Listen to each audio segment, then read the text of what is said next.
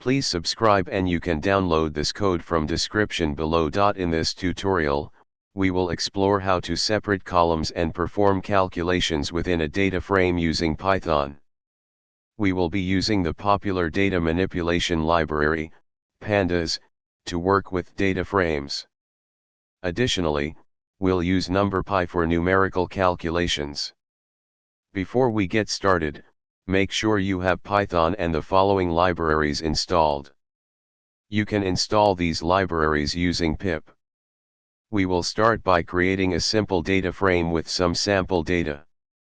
For this tutorial, we will use a dataset containing information about employees, such as their names, salaries, and years of experience.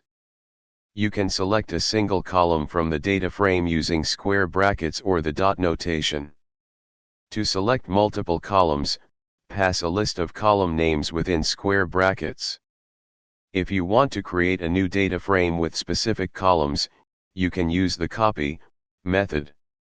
Now, let's perform some calculations on the data frame. You can add a new column to the data frame by simply assigning values to it. Let's calculate the bonus for each employee based on their years of experience. You can also apply functions to columns. For example, let's increase everyone's salary by 10%. You can use aggregation functions like sum, mean, and max, to summarize data in a column. In this tutorial, we explored how to separate columns and perform calculations within a data frame using Python's Pandas library. You can use these techniques to manipulate and analyze data in a data frame for a wide range of data analysis tasks.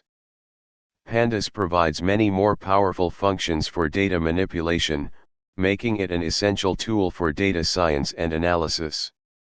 ChatGPT.